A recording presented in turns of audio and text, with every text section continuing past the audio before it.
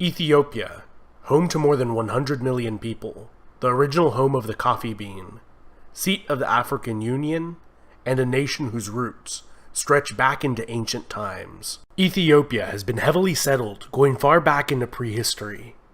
Da'amet is the earliest known kingdom in this region, and was a contemporary of ancient Egypt and Nubia to the north.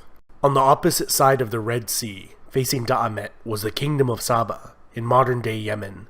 These kingdoms appear to have had close ties, and some even theorize that they may have formed a single kingdom. According to Ethiopian tradition, this was the home of the legendary Queen of Sheba. She converted to the faith of Solomon of Israel, and bore his child, who returned to Ethiopia to rule as king, beginning a long line of Ethiopian kings, who claimed direct descent from King Solomon.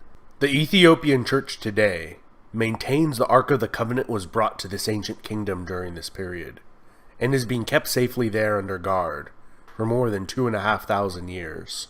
For unknown reasons, Da'amet gradually eroded into several city-states and successor kingdoms around 400 BC. One of these, Aksum, would evolve into the first well-documented great power to rise in Ethiopia, and was able to unite the northern Ethiopian highlands beginning around the 1st century BC, where they established bases on the Ethiopian plateau, and from there expanded. By the 1st century AD, they became a major player on the commercial route between the Roman Empire and ancient India. A notable Persian religious figure and scholar of the time regarded Aksum as one of the 4 great powers of his day, alongside Persia, Rome, and China. To facilitate this booming trade, the Aksumite kings minted large amounts of gold currency that became widely used and have been found throughout the Mediterranean to India. Around 325 AD, the king Ezana converted to Christianity, making it the state religion, and was also the first state to ever use the image of the cross on its coins. Ezana campaigned against the kingdom of Kush to the north, as far as the borders of the Roman province of Egypt, and is believed to have been the reason for that 1,000-year-old kingdom's collapse. Included in his many titles were King of Kings, King of Saba, King of Salhen, and King of Himyar, which are all in modern-day Yemen, indicating that he either controlled or annexed these kingdoms. Or perhaps they were merely tributaries. The kingdom of Aksum would reach its apogee during the reign of King Caleb, who invaded the Arabian Peninsula in 520, with a vast army against the Jewish King Yusuf of Himyar, who had been persecuting the kingdom's Christian population. 5 years after installing a native Christian viceroy, one of his own Aksumite generals killed the viceroy and declared himself king of Himyar. This general turned king, Abraha of Himyar, is mentioned in the Quran for his failed invasion of Mecca in the year 570. The rise of the Arab Empire would signal the decline and eventual demise of both of these kingdoms. Aksum was completely cut off from any contact with the Christian Roman Empire and the vast revenues generated from Roman trade. The kingdom of Aksum had a slow decline and began to contract back into the highlands. The kingdom of Alodia formed on its northern border and converted to Coptic Christianity and spoke a Nubian dialect, in contrast to Aksum's Semitic dialect and script, used since the days of Da'amet in the 9th century BC. According to Ethiopian tradition, around the year 1000, a female pagan warlord overthrew the kingdom of Aksum, laying waste to the land, burning ancient churches to the ground, and hunting down all members of the royal family of Aksum.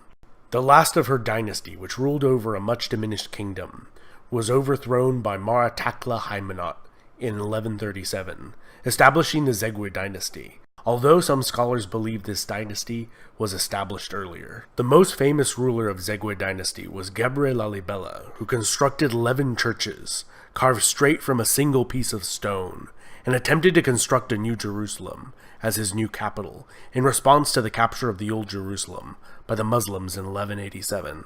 Despite the piousness of the Zegwe, they had one thing working against them in the eyes of many of their subjects. They did not claim direct descent from the biblical King Solomon, and around the year 1270 they were overthrown by a dynasty that did claim Solomonic descent. This Solomonic line of kings ruled Ethiopia for more than 700 years, with a brief interruption during the 14-year Abyssinian Adal War, in which the Adal Sultanate was able to annex Ethiopian Abyssinia with Ottoman help, only to be beaten back to their original borders by the Ethiopians with Portuguese assistance. The Age of Princes was a period in Ethiopian history from 1769 till 1855, when the country was de facto divided within itself into several regions, with no effective central authority. It was a period which the emperors from the Solomonic dynasty were reduced to little more than figureheads, confined to the capital city of Gondar, and local warlords fought each other for supremacy. This came to an end with the reign of Tewodros II, who re-established his dynasty's authority over the nation. However, this respite was short-lived, and he would commit suicide instead of being taken prisoner by a British expedition. The British would sack the Ethiopian capital and carry the Solomonic dynasty's crowns and treasure they had accumulated over the centuries back to Britain. Ethiopia's troubles were not over, and in 1874, the Ottoman-backed Ismail Pasha of Egypt invaded Ethiopia with the goal of creating an empire that would include the entire length of the Nile River. His sizable army included a large number of recruited American and European officers.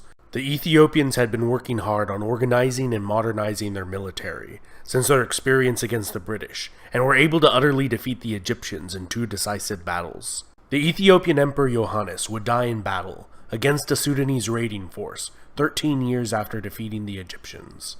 His successor, Menelik II, would expand the Ethiopian Empire and defeat a full-scale Italian invasion. The technologically superior Italians were decisively defeated in a bloody war that they expected to be a casual affair. 40 years later, masterminded by the Italian journalist turned dictator Benito Mussolini, the Italians invaded again, this time sending an overwhelming force of approximately 500,000 men, 600 aircraft, and 800 tanks. Despite this, the war was still a long and bloody affair. The Italians gained little from the annexation and committed widespread atrocities against the Ethiopian population, which they never fully managed to control. Ethiopian Emperor Haile Selassie returned to Ethiopia from exile in England to help rally the resistance. The British began their own invasion in January 1941 with the help of Ethiopian freedom fighters. The last of the organized Italian resistance in Italian East Africa surrendered in 1941, ending the Italian rule. The Solomonic monarchy was fully restored after the war. In the decades that followed, Haile Selassie would begin to slowly implement democratic reforms in the nation. However, many blamed his grasp on power for the slow pace of modernization. During the Cold War, Selassie received the backing from the United States, and when widespread drought and famine hit the nation in 1974, the aged monarch was overthrown by a socialist faction in the military. They viewed Selassie as an agent of the corrupt capitalist West, and united with Eritrea, forming a larger chaotic state that was plagued by infighting and disastrously planned and implemented socialist policies.